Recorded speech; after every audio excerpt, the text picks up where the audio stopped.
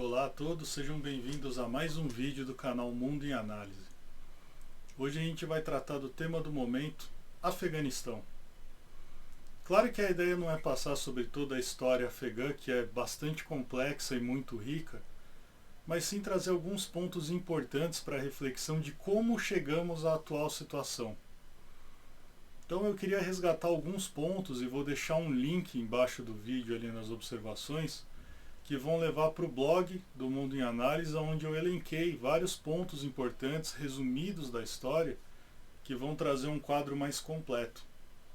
Então vale lembrar, é um resumo. Deixa de lado muitas coisas importantes em prol de que uma informação concisa seja passada. Então, se eu fosse pegar um ponto da história para começar a falar do Afeganistão, eu pegaria o Império do Rani, entre 1747 e 1826. E a importância desse império é que ele foi um dos maiores impérios muçulmanos no século XVIII, junto ao otomano, e ele é considerado como a fundação do atual estado do Afeganistão. O Império do Rani ele foi sucedido pelo Emirado do Afeganistão, que começou em 1823 e durou até 1926. E a importância maior desse período em si é que ele estava imerso no jogo colonial europeu. E dentro desse recorte existiu o grande jogo, que ficou conhecido dessa maneira, a disputa entre o Império Russo e o Império Britânico. E dentro do grande jogo, a influência britânica se fez presente onde hoje fica o Afeganistão, e entre todas as etnias e tribos que ali viviam. O que resultou em 3 conflitos muito grandes entre Reino Unido e o local onde fica o Afeganistão hoje, e se decidiu por manter um controle misto. Uma parte, algumas situações sobre controle britânico, e o resto de um pouco mais de autonomia para os clãs e etnias que viviam dentro daquele emirado. Isso chegou ao fim em 1919, com um tratado onde o Afeganistão se tornou absolutamente independente do Reino Unido. E é um tratado que inclusive delimitou a fronteira final da Índia. Tá? Importante ressaltar esse ponto pelo seguinte: em 1919 havia terminado a Primeira Guerra Mundial. E dentro daquela esteira de caos que estava vivendo a Europa, não seria nem possível nem interessante manter o controle sobre aquela região tão conturbada, desde sempre. Aonde a gente chega ao Reino do Afeganistão. E o Reino do Afeganistão ele durou de 1926 a 1973. Ali, Amanullah Khan proclamou o Reino do Afeganistão e iniciou algumas reformas progressistas muito importantes. Essas reformas progressistas se chocavam com os interesses dos radicais, dos conservadores, daqueles que desejavam desde aquela época a implementação de uma versão mais restrita da lei islâmica, a Sharia. Então ele foi deposto, foi substituído por um desses líderes tribais revolucionários, chamado Kalakani, e aí despertou um problema novamente aos britânicos, que viram o seu domínio da Índia ameaçado por uma fronteira tão conturbada. Então, os britânicos financiaram a volta de um general, que foi um general exilado do Afeganistão, que saqueou Cabul e assumiu o comando do reino. Ele instaurou então uma política um pouco mais conservadora, mais ligada aos conservadores, mais ligada aos valores da Sharia mais radical, mas ainda alinhados aos interesses britânicos, ou seja, não representava mais uma ameaça. Em 1933 ele foi sucedido pelo filho, Zahir Shah, que foi o último rei do Afeganistão, e o reinado dele durou 39 anos. Foi um período de um pouco mais de progresso, onde o Afeganistão, com um pouco mais de autonomia, se inseriu no sistema internacional de estados. Passou a ter relações mais próximas com as grandes potências da época. Então o Afeganistão ele passou a fazer parte do mundo de uma forma independente mais visível, mais participativa.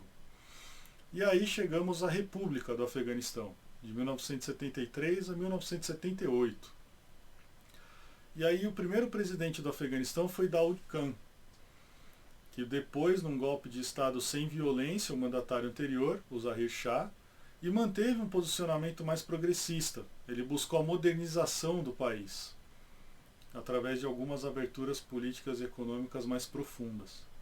Isso criou um novo descontentamento, aonde o que ficou conhecido como golpe de Saúl em 1978 depôs o mandatário, Daoud Khan, e assassinou toda a família dele no Palácio do Governo.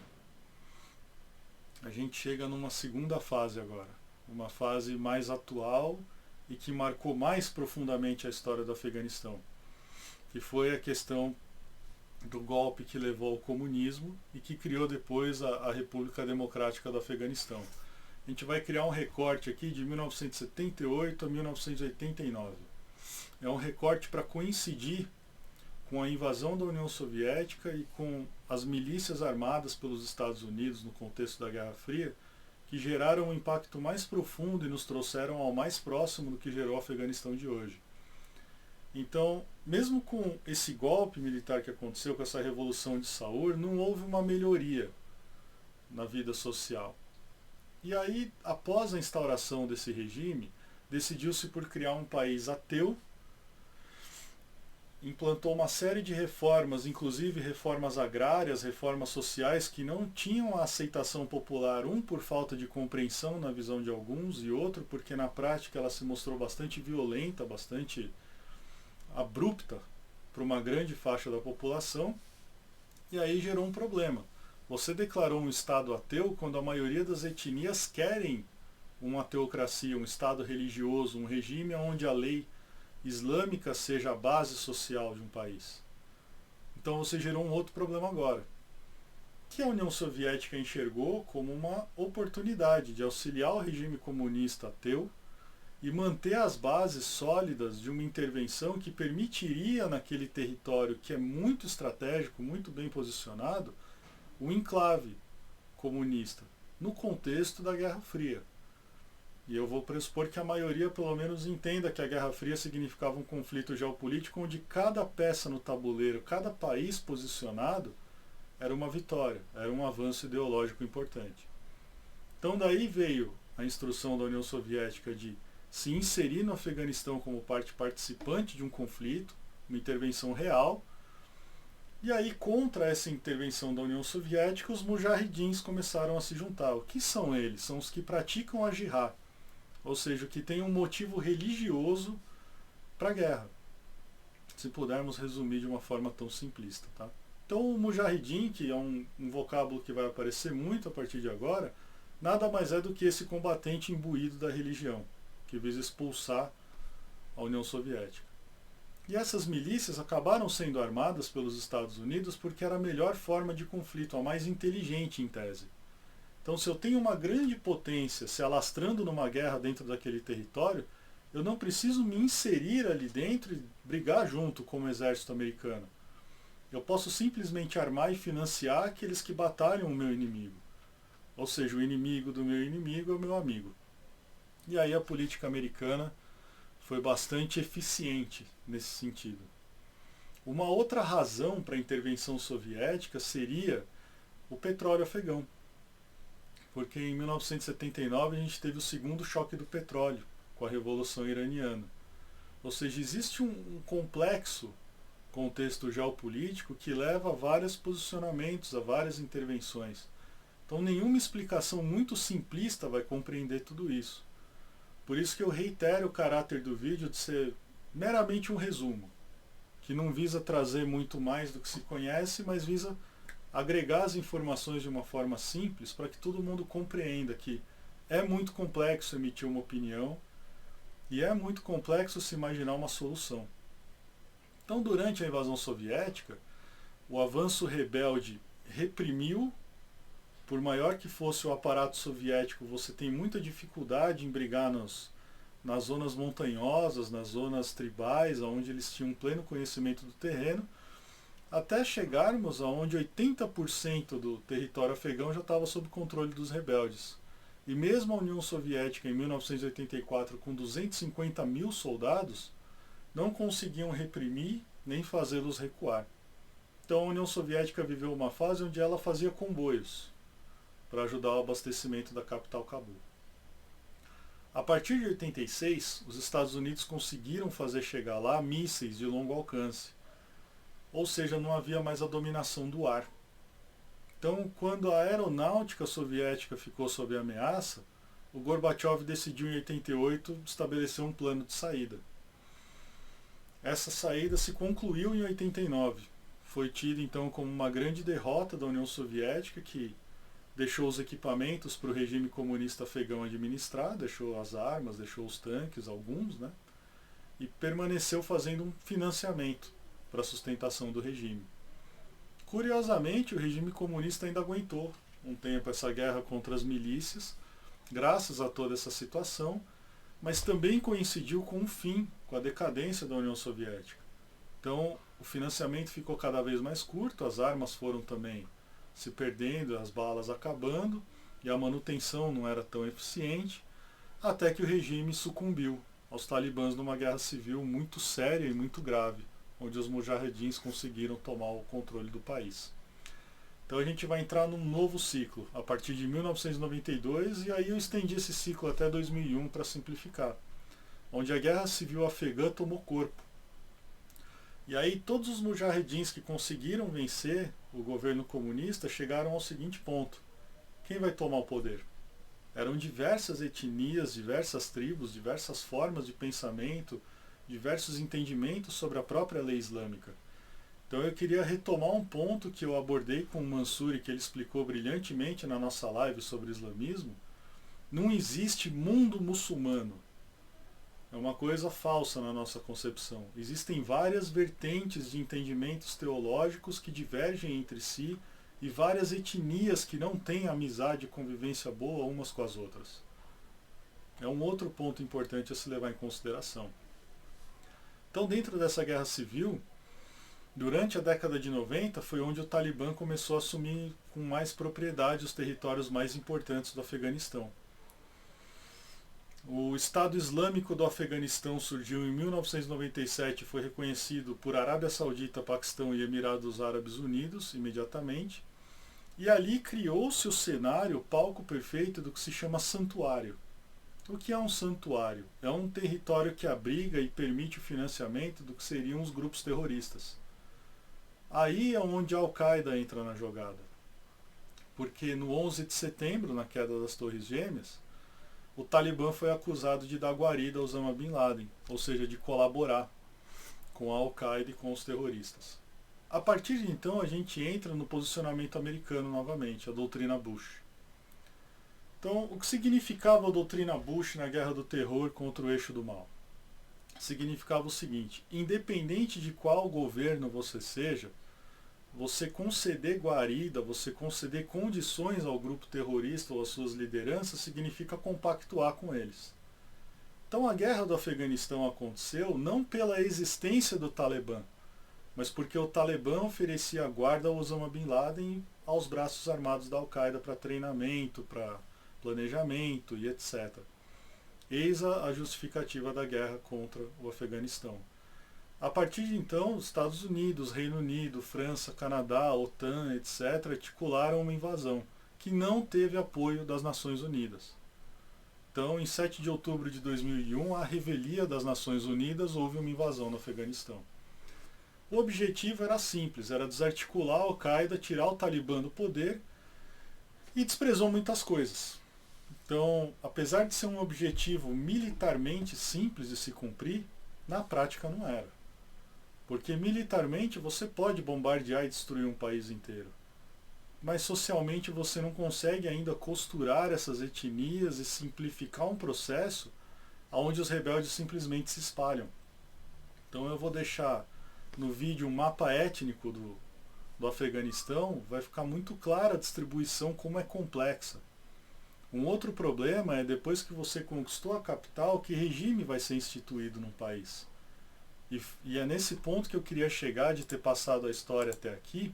Foram vários regimes de várias condições, de várias formações, de monarquias, a repúblicas, a regimes comunistas. Então, que regime se instituiria no Afeganistão? E esse foi o segundo grande problema que houve lá. Você instituir uma democracia era muito difícil. Eu trouxe um dado aqui para se ter uma ideia. O parlamento afegão chama Loya Jirga.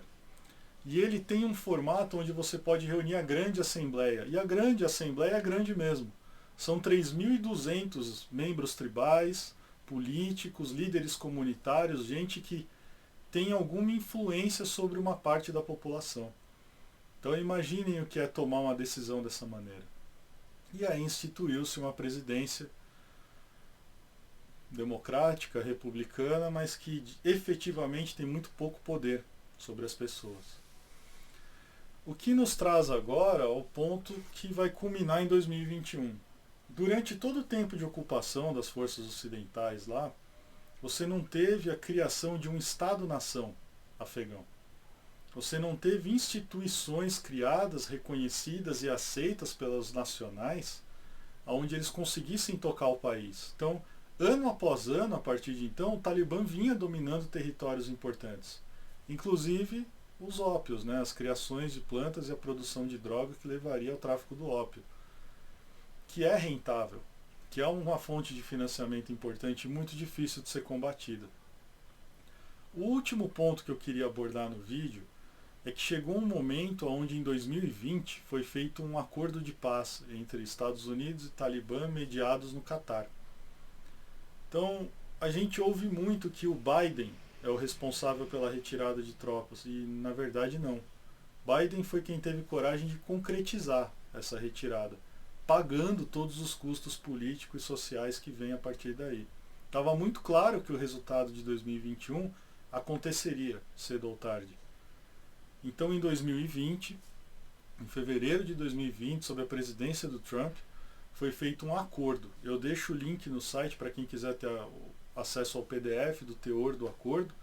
E lá ele prevê a retirada gradual de tropas. Então, mesmo sem reconhecer o Talibã como regime, como soberano, como detentor do poder de fato, os Estados Unidos se comprometem a reduzir as suas tropas e sair do Afeganistão num cronograma muito claro.